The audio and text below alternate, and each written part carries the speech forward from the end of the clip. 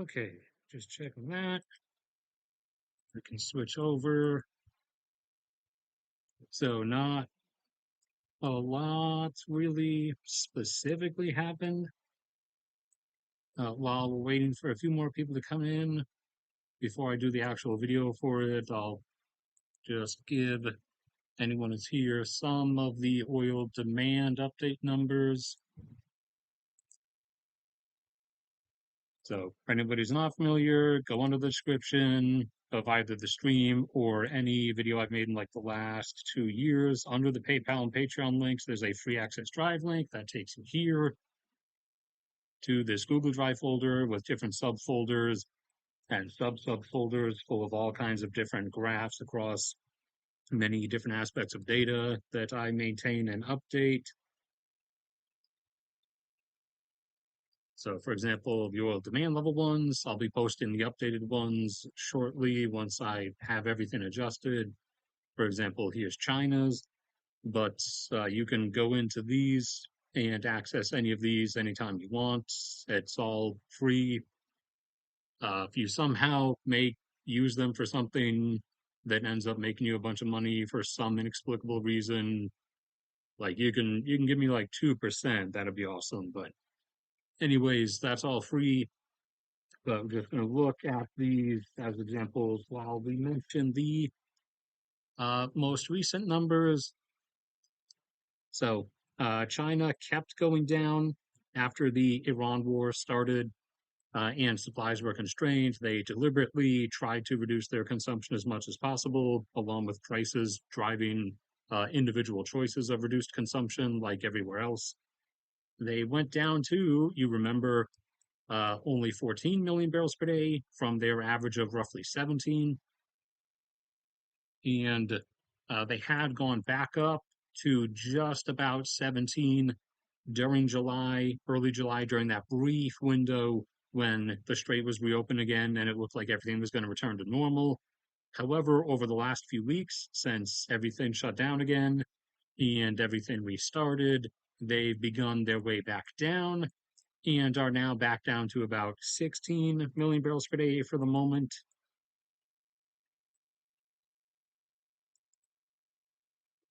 The US has stayed roughly around a 20 million barrel per day average for the last 20 years or so, or even close to 25 years, as the gradual advent of fuel efficiency and the slow by consumer choice adoption of more efficient vehicles in the US, as opposed to like fastly implemented mandates in say like Europe or Japan, for example.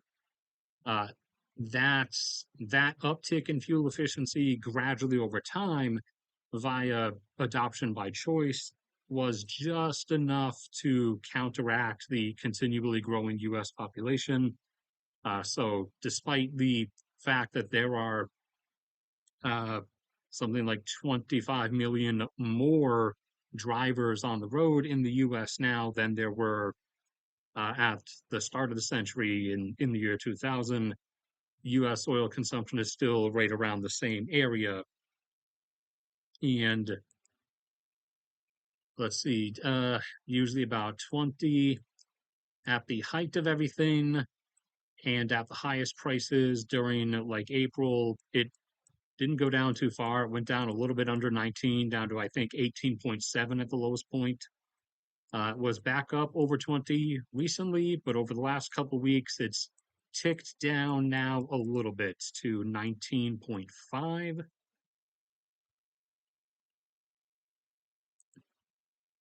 Who else did we have numbers for? Let me just check to make sure this is. There we go. I just want to make sure the actual visual is showing up. We have one living person thus far. So Japan, you can see obviously declined down from 6 million barrels per day over the last 3 decades or so.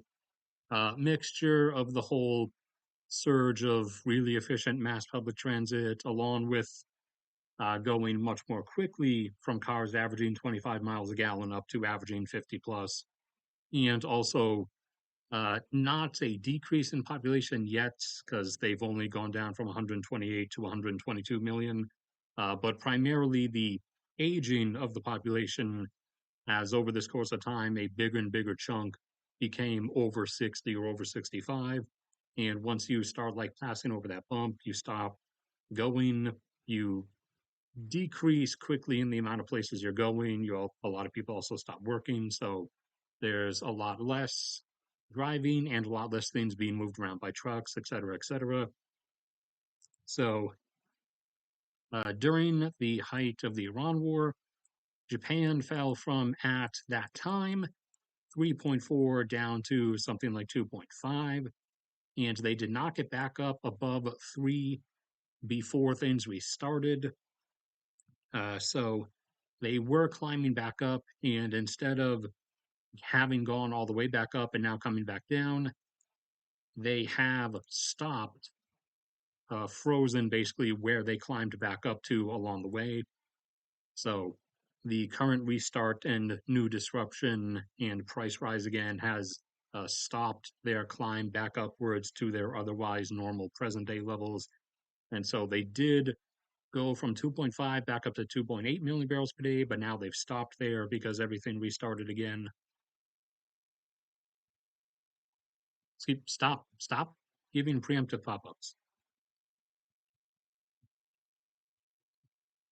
Numbers for Germany, for similar reasons, they've gone from 3 million down to close to 2 million in present day.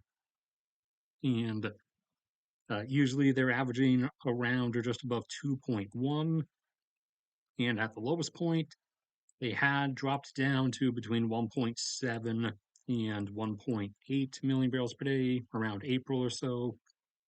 They, as of the pause, the peaceful pause and semi-restoration in July, they had climbed back up to just under 2.1. Now, over the last bit of time, as things have restarted, they've come back down to just above 2 or 2.0, and are probably going to go down a bit further if it does continue to carry on like so. And the other one we got is South Korea, who in present day is normally around 2.8, and because of their demographic setup, they are about to tip pretty heavily over down the drop like Japan did a few decades ago. And let's see, during the height of everything, they declined down to only 2.2. And similar to Japan, they did not go all the way back up to pre war normal consumption levels. They instead were partway back up, but now the resumption of the war and the supply disruption from it has caused them to pause their recovery or their restoration of consumption levels halfway back up the loss gap at about 2.5 million barrels per day.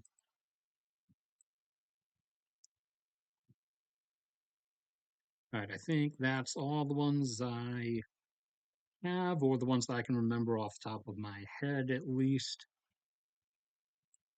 All right, now enough people should be here.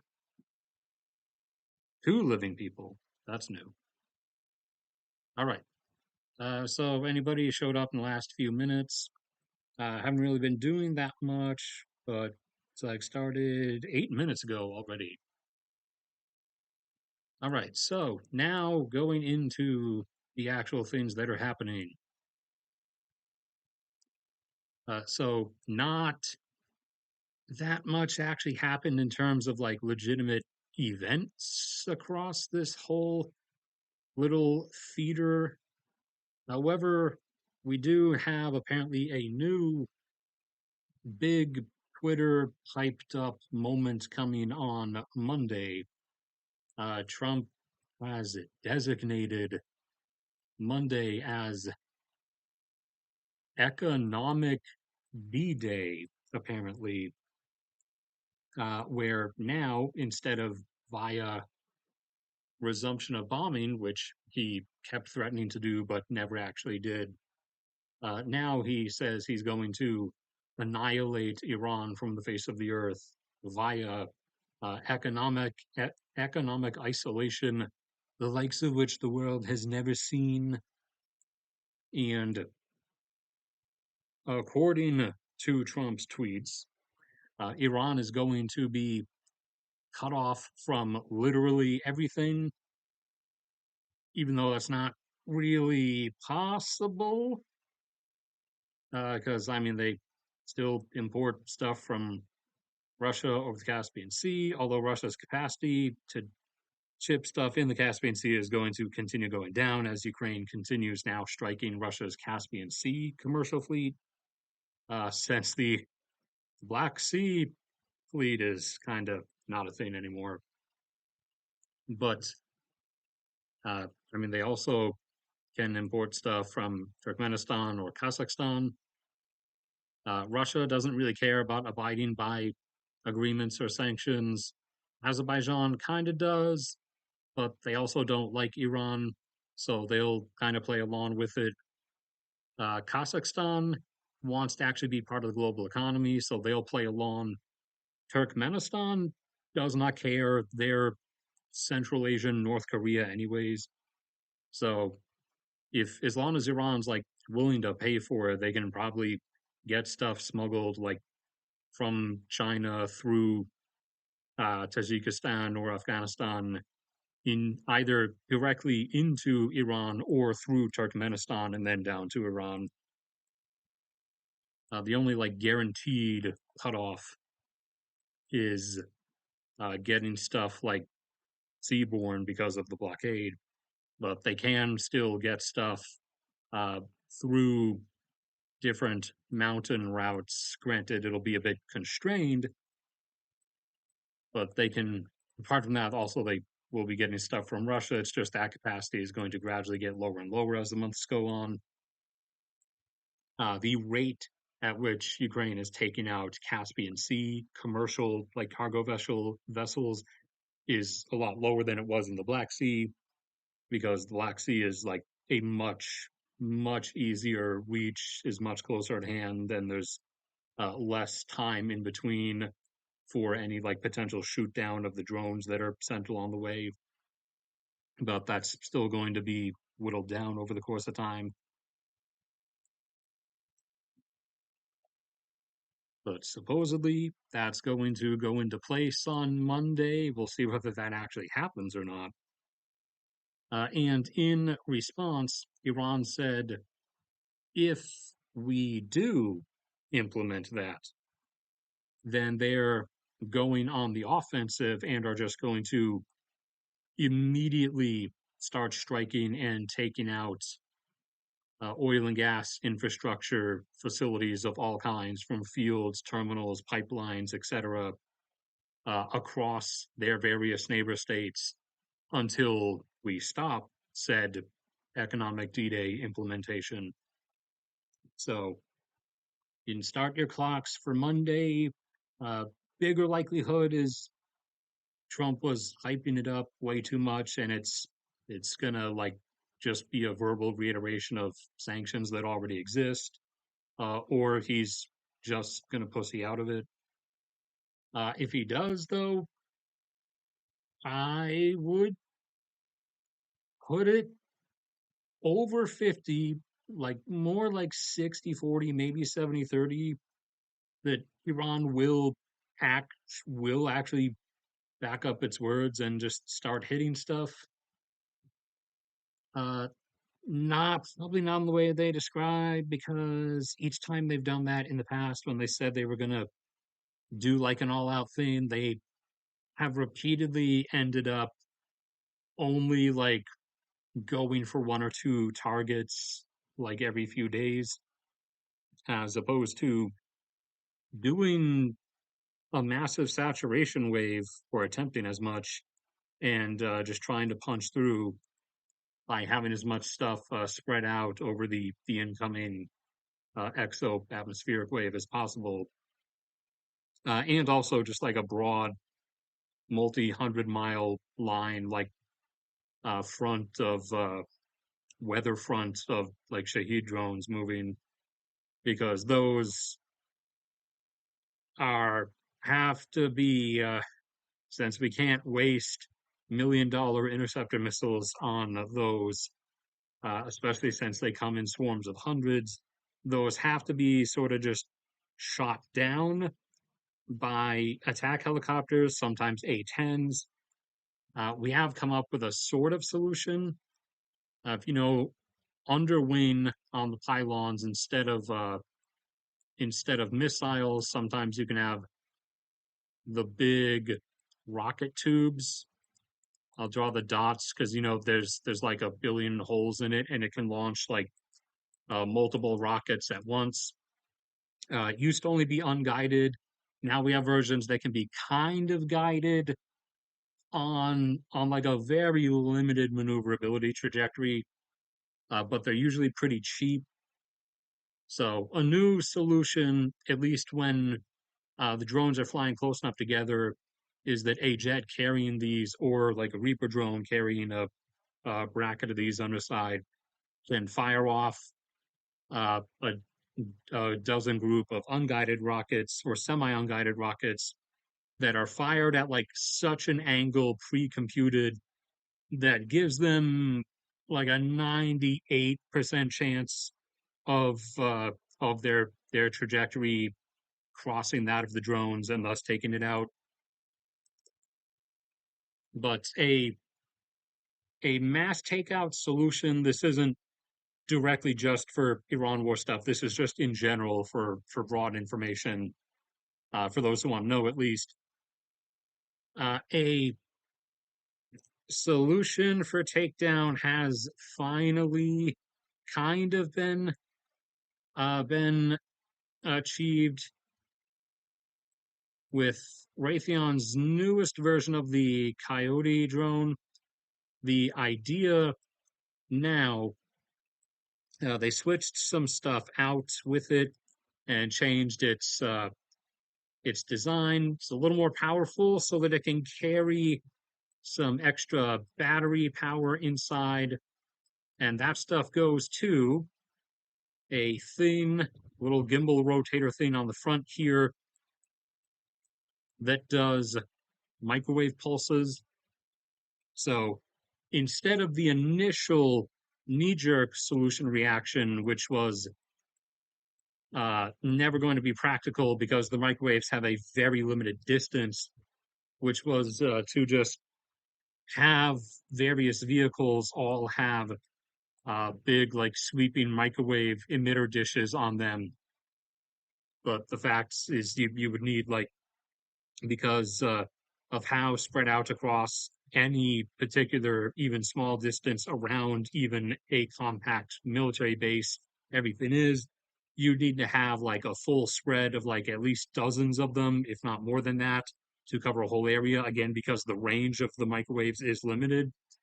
So the better solution has now been found to be, you pack a Coyote drone, which is launched from a more fancy, more officially military looking version of a pickup truck bed catapult thing. And it flies up. It's about the same size as a Shahed drone, for example. And it is controlled, it's automated, but it will fly on a like controlled path, semi auto guided, and will like crisscross across the sky to different individual drones that it spots, or the location of which gets relayed to it by like a monitoring station, or groups of drones if they're flying in like a cluster or a swarm, and it flies close to them, and the little gimbal, instead of gimbal camera, the little rotating gimbal microwave emitter does a spinneroonie and does like a 360 quick scope microwave flash that fries the electronics of all the drones that it's passing near, and they proceed to fall out of the sky because they have no more guidance system, or actually they have no more system itself, because the electronics, the individual little like nanoscopic lines of silver connecting the different processors and stuff have now been disconnected by getting fried. Sorry, there's a little gnat that decided to come rest on the computer screen. So that looks like it's going to be the tank to the machine gun solution of the whole trench problem of World War One. Uh, that's going to be the solution for the just mass availability of automated drones. However, that was just finished and perfected. So now that has to go into mass production and start getting shipped out and being made available to U.S. bases and different sites around the world. And then obviously it's made by Raytheon, so it's getting sold on the open market to other countries who feel like buying it. Although many others are going to end up just making their own version of it because no one trusts the U.S. anymore, rightly so. The market has not really reacted because it hasn't happened yet. So still sitting at about 86 or $87 a barrel. Uh, and this is the one time where like they're semi-correct for not jumping up at the mention of something happening.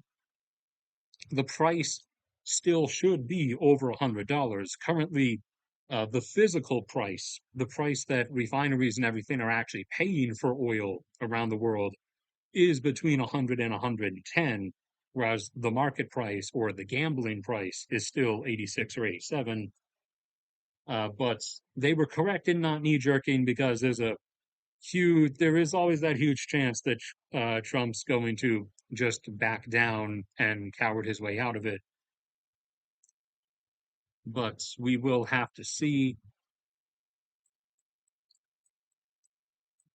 The low inventories of everything are finally starting to hit home and register despite the lower oil prices.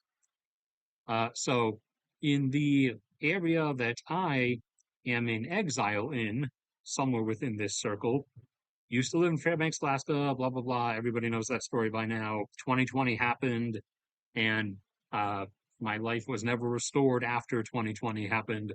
So I had to come down and live in exile at my parents' place. So around here, gas prices before the war were around $2.50. At the height of everything, they got up to $4.30, and they fell back down to $3.30 during the July pause. Now, as of today, they have gone back up to between 370 and 380, and diesel has taken the hit that everyone knew was coming. So it went up to from around like $4. It went up to 550 during the war, went back down to about 450 during the July pause, and now over just the last 2 weeks, I've watched it lunge back up to 550.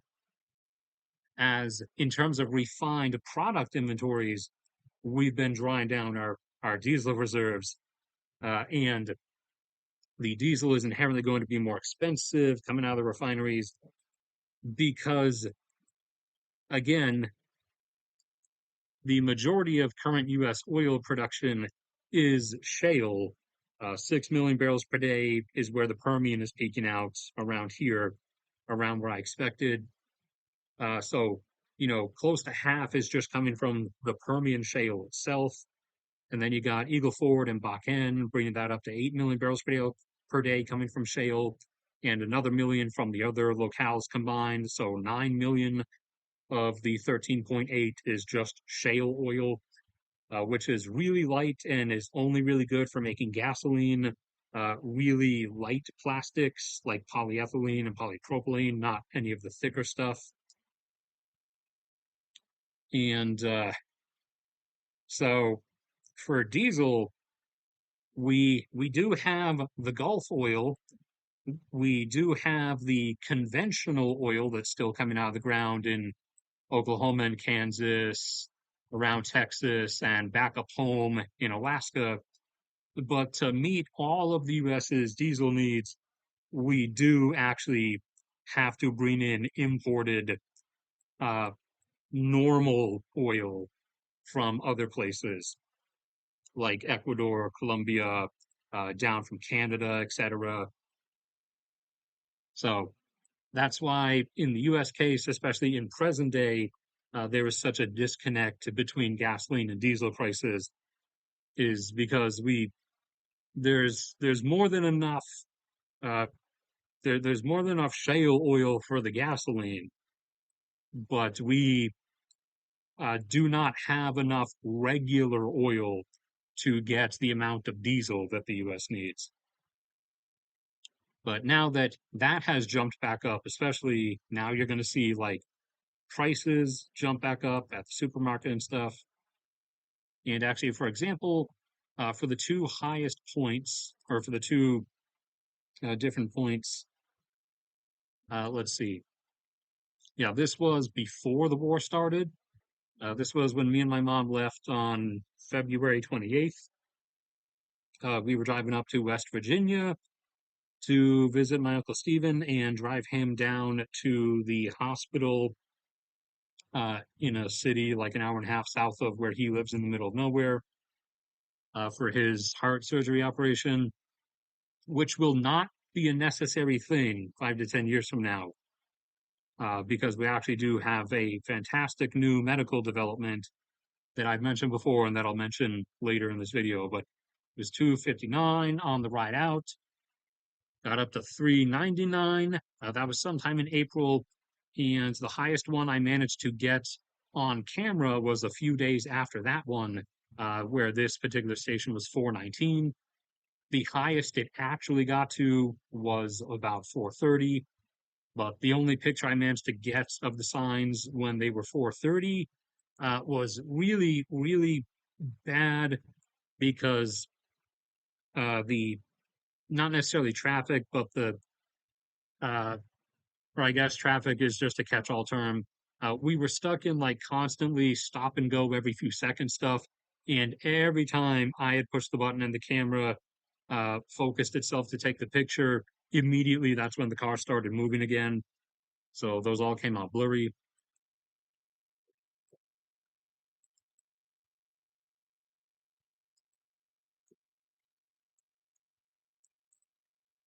All right, let's check on you guys.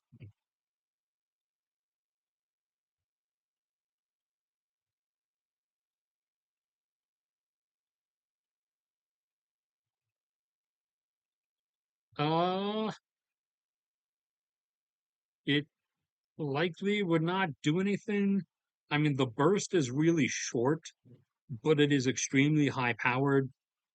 So you'd have to do a bit more than just like wrapping it up. And also there's a heavy possibility of stuff's just gonna tear and fly off while the drone's in flight.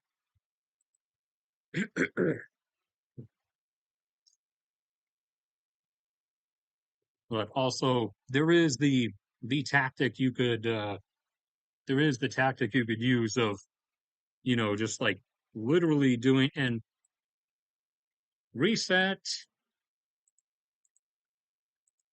There is always the tactic you could do of like literally sending a wave of like actual thousands of suicide drones.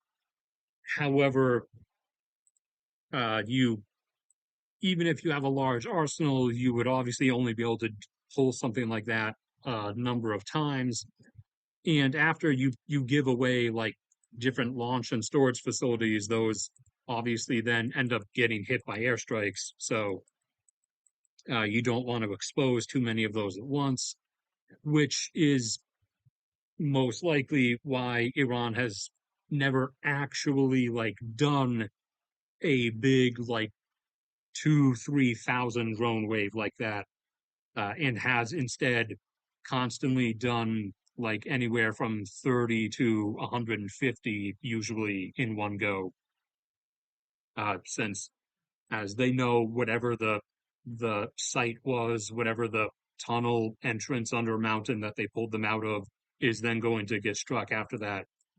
So they're not like revealing everything all at once, which in their position is obviously the smarter thing to do, especially since the defense against them, uh, and particularly on their neighbors, the Gulf nations part, has been phenomenally bad.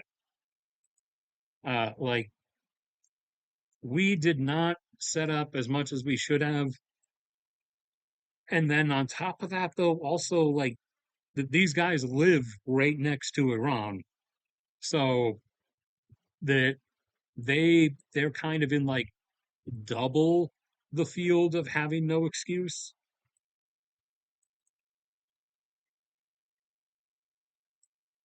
But we have something else that's going on now. So, uh, Netanyahu, the IDF's infinite outward spiral of eternal warfare, the war must go on,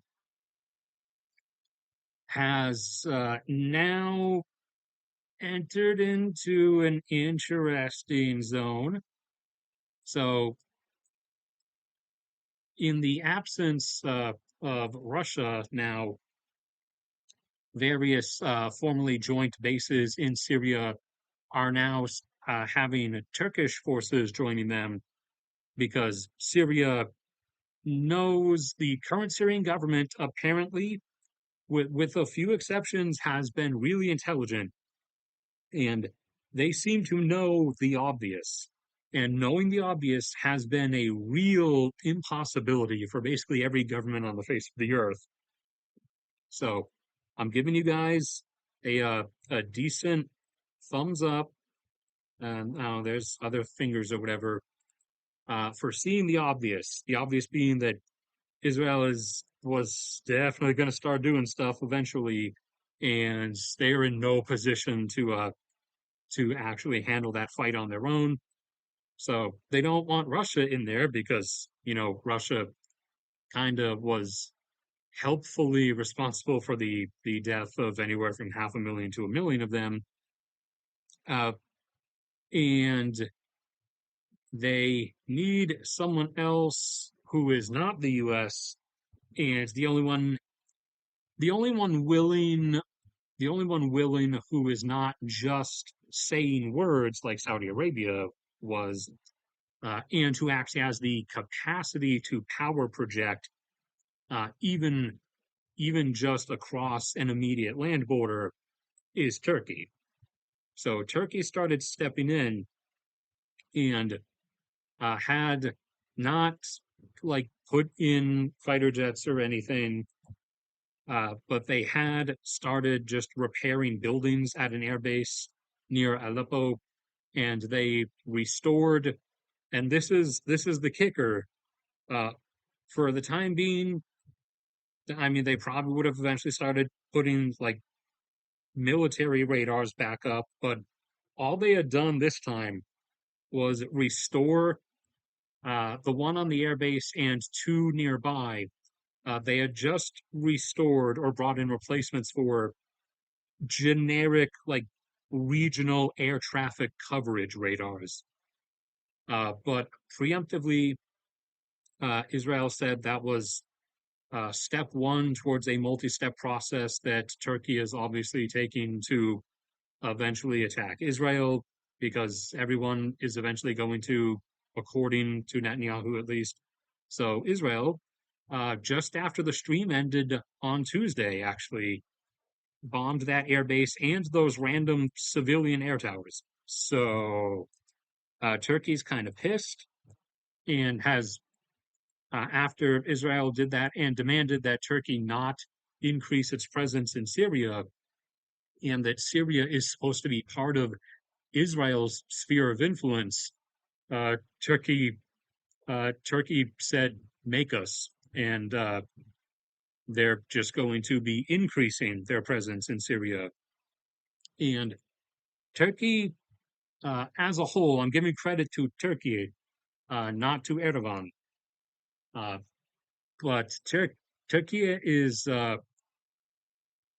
for the most part a like adamantium balls nation. Like they have just straight up engaged Russia before. They're like the only one who's actually done that, apart from the time we engaged them in Syria. But you would expect us to, while everyone else constantly expected anytime Russia like just violates anybody's airspace, everyone just expects that country is probably just going to cower down or pre-Russian weakness exposed after 2022.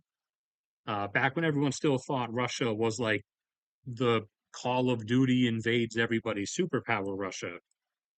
Everyone expected like any nation that Russia just starts invading the airspace of to just cower down. Turkey just straight up engaged them and shot them down when they did that. So uh, Turkey's not a wasn't afraid of Russia. They're not afraid of the IDF.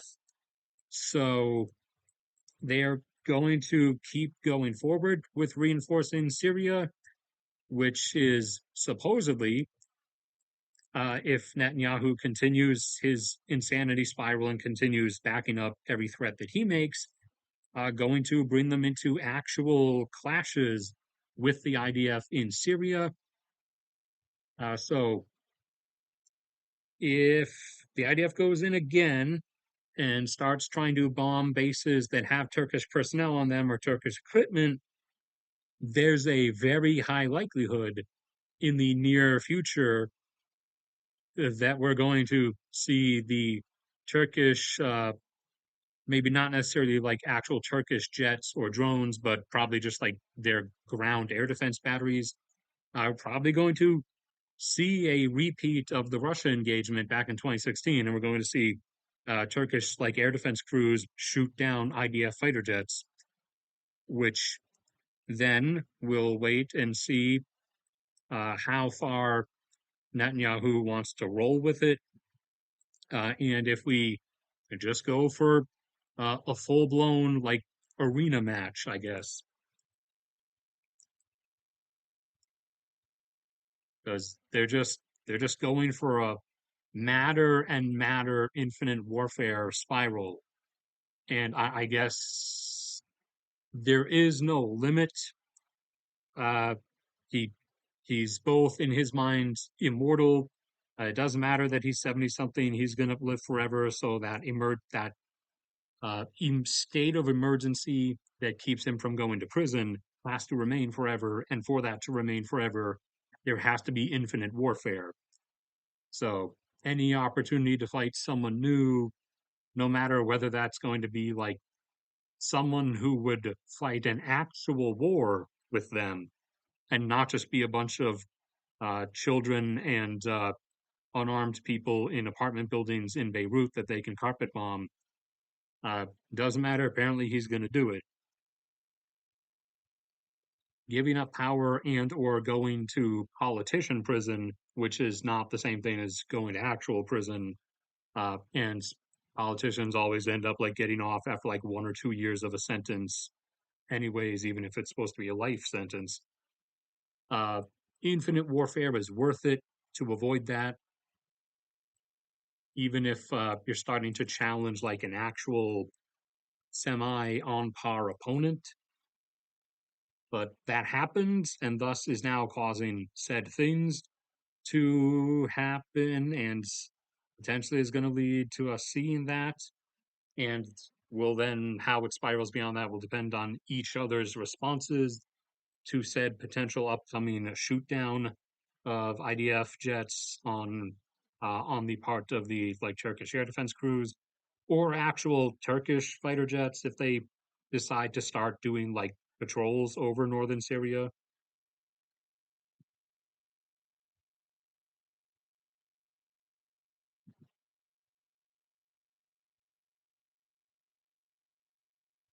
Well, I don't check in the middle of stream frequently, remember,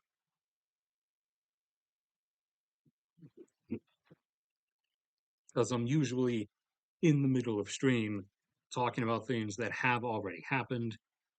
Let me chug this water real quick.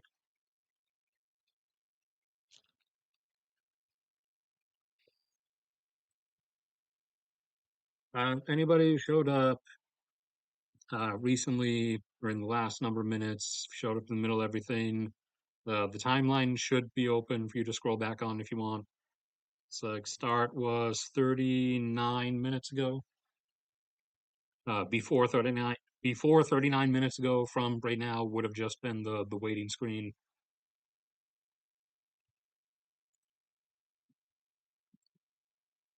Let's see. Oh, yeah, good stuff. I've mentioned this before, but not everyone might have seen that particular stream.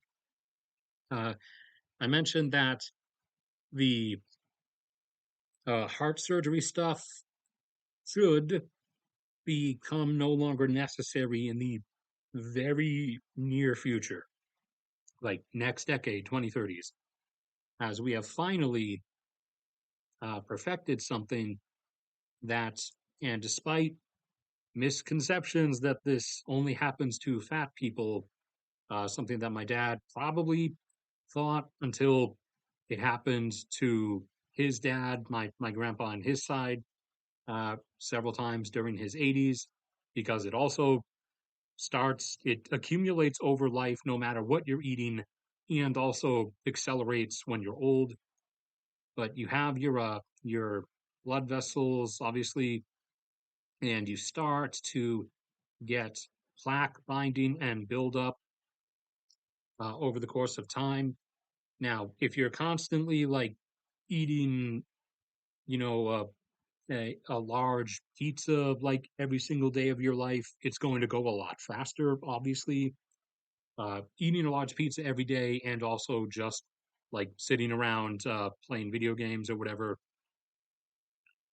But when those start getting clogged, you eventually, if you start getting too much restricted blood flow, you'll either ignore the symptoms and eventually just die, or you'll have to go and get surgery, which there's several different types.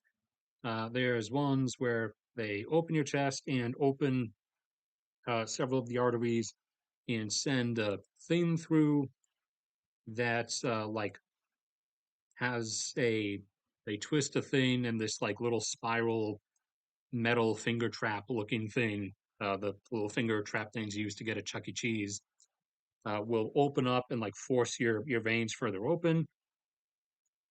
There's a risky thing with like a little scraper and collector at the end, where they'll like scrape some off of the walls gently and have a little thing scoop down here that will collect the plaque. Uh, there's there's the workarounds, which my Uncle Stephen had to do, where uh, they'll like there's a section that's too blocked here, so they'll remove like blood vessel wall from some tertiary area in your body where it's not where you'll survive without it or where it will actually regenerate depending on where they take it from, and they'll graft it and do like a reroute. However, all of these are risky because splitting your sternum in half and cracking your chest open is kind of always risky. And we always wanted like some just like chemical way, whether a pill, an injection, IV line, to potentially just dissolve the plaque. And we finally have it. So initial trials have in lab and then in mice, etc., have finally been completed, and it's been approved to go on to actual human trials now, which will last for at least the next 5 years. To A, just first see how well it works, and then B, see if there's any kind of like negative long-term side effects, etc. So we have a chemical that apparently, when you have your arm out like that, and they right there in the inner crook of your elbow, they stick the thing in to draw blood. It would work like that, except it would be an injection instead of a draining, and the doctor would like slowly, like one little push at a time, and wait a second or two, slowly like push the stuff in.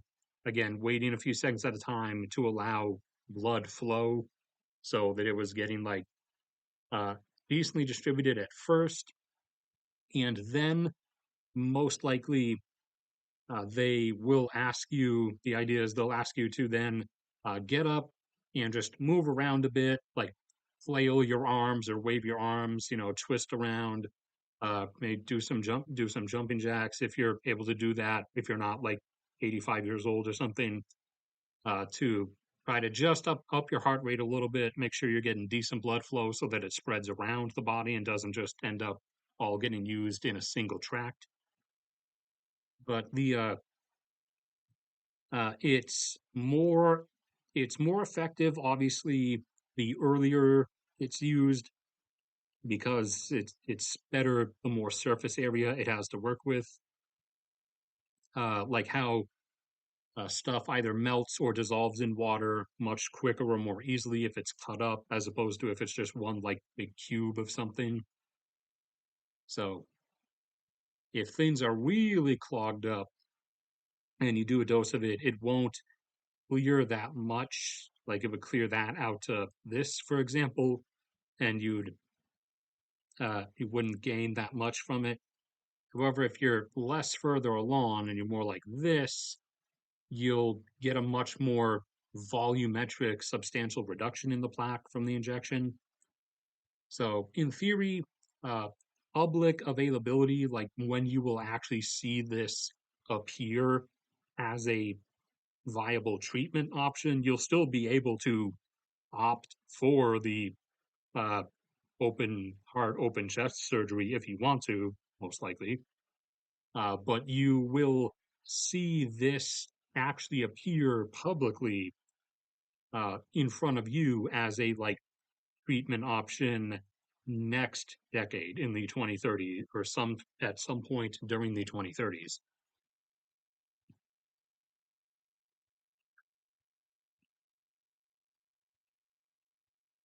All right, that side tangent is over.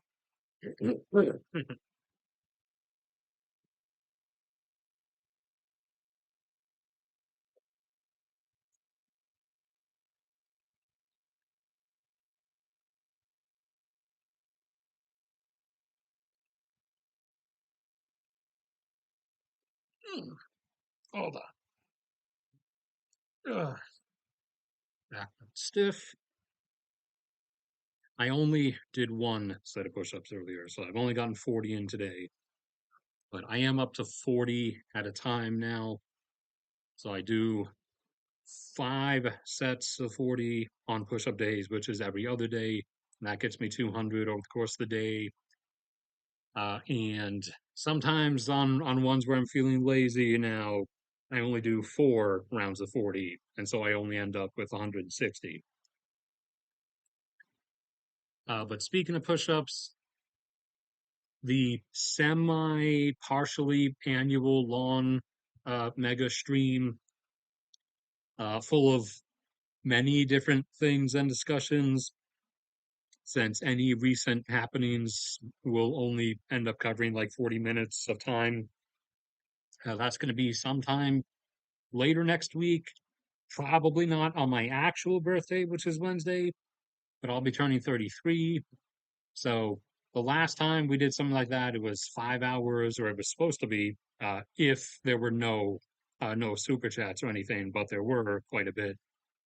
So I figured we'll set it as 33 years old, so 333 minutes, just add the zero.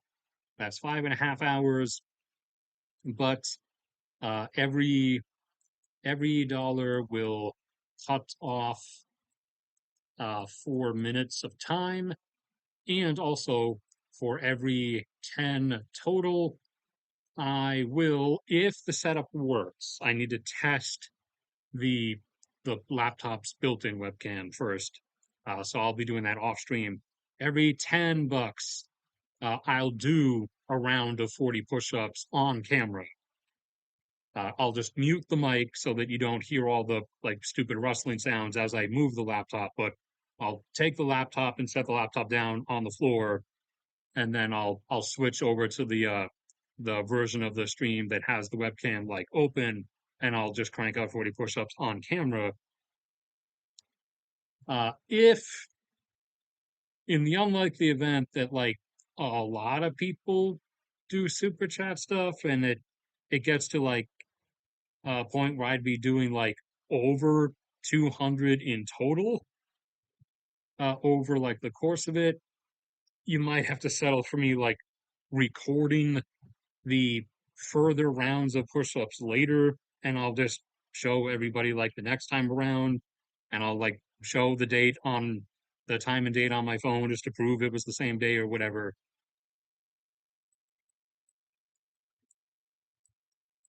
But that's going to be the setup. But I have a lot of things set for that. I looked into a lot more and did a lot more calculations on like demographic time frames and stuff to sort of recalculate prior things.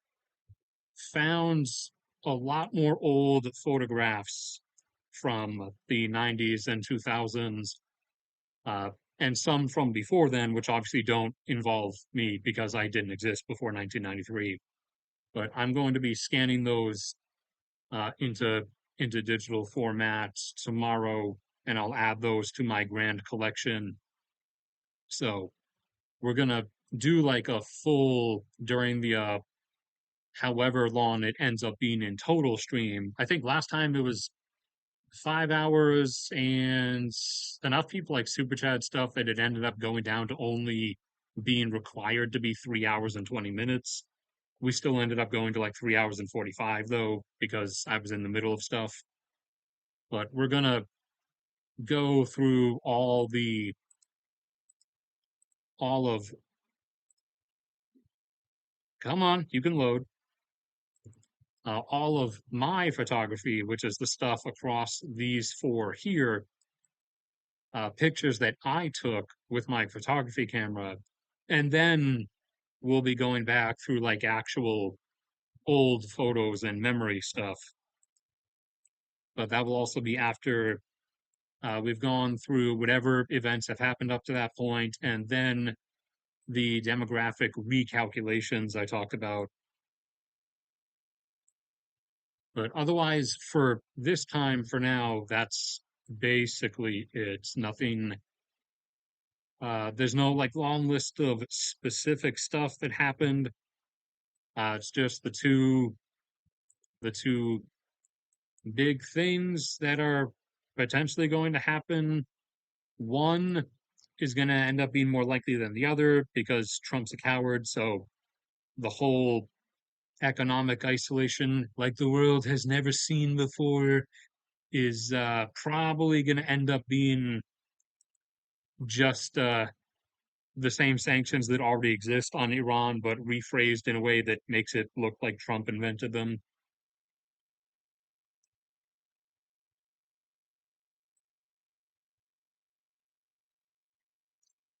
All right, so unless I see anything else come up from anybody who is alive in the next minute or so, then that's where this is going to end for tonight.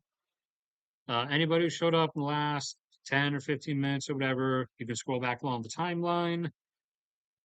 Looks like actual start was 52 minutes ago. No, 53.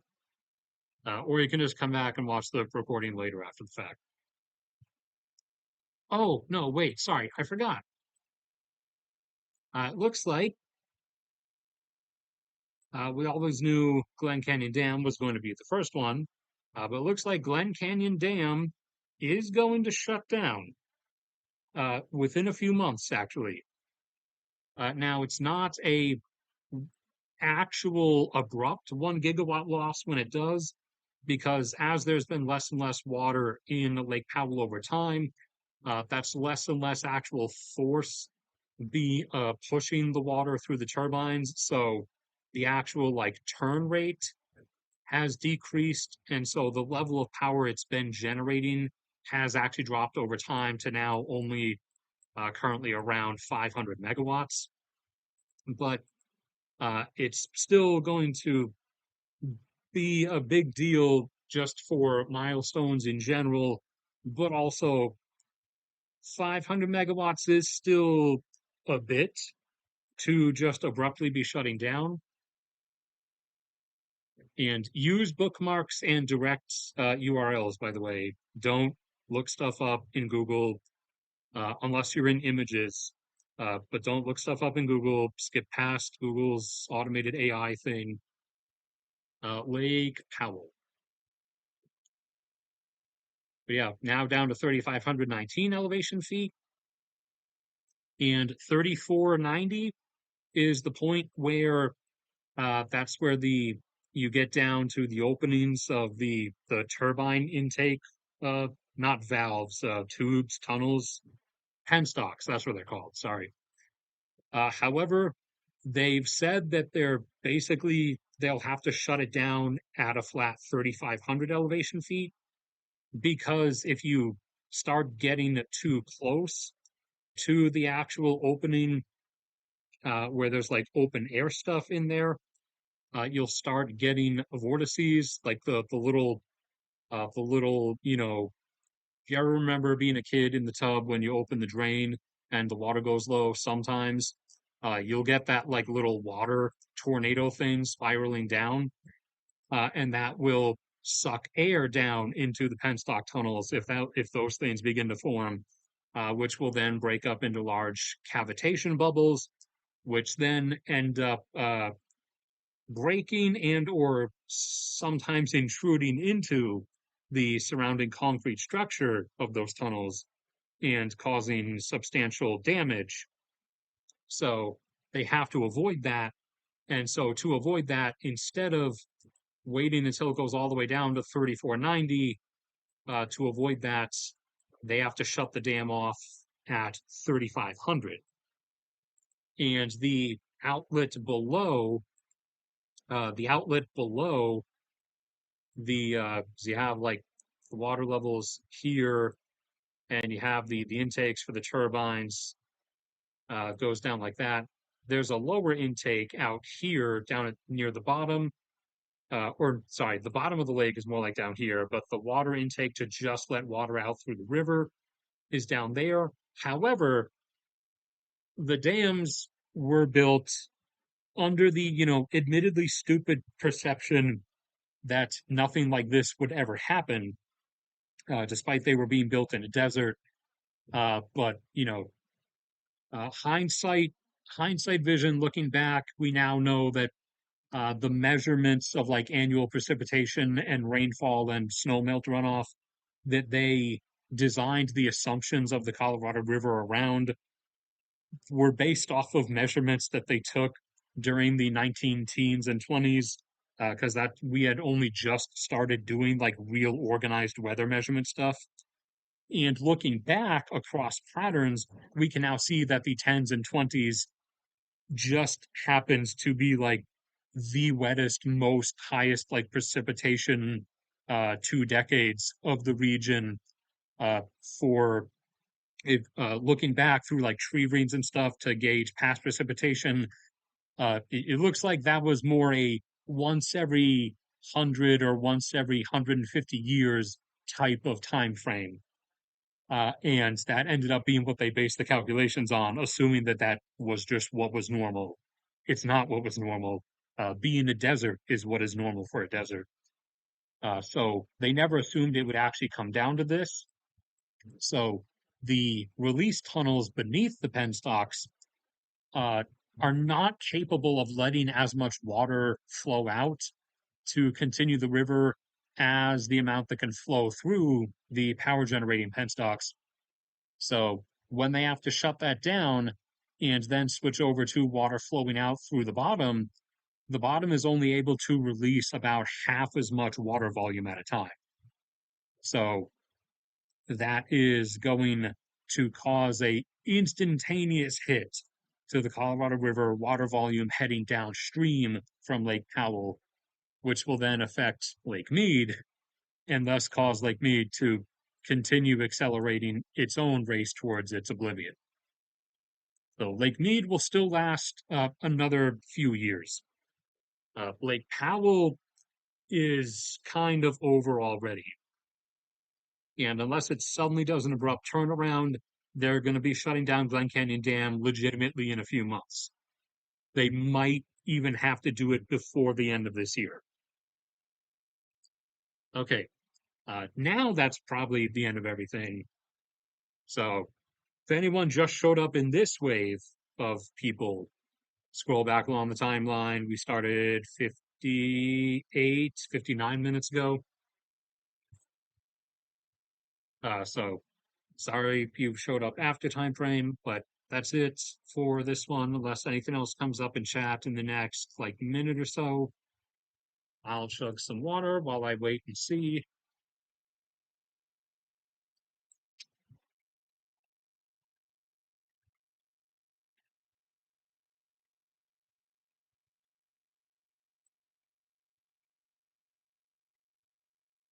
And oh yeah, I still have to finish. I still have to finish work on a number of the flag designs. I'm not using any of those, so we can delete those.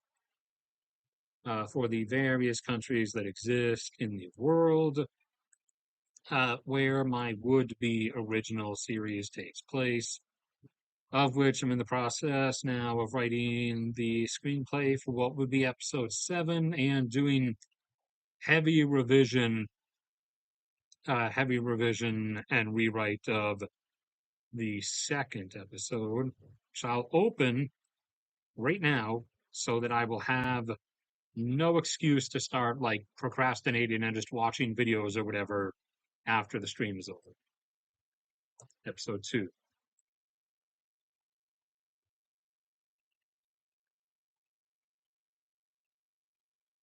All right. Thanks to you guys as well. And I will see everybody maybe Sunday night, depending on if enough happens between now and then. Otherwise, I'll try to get the video up with all of the oil demand levels and everything. That's it. And see you guys around next.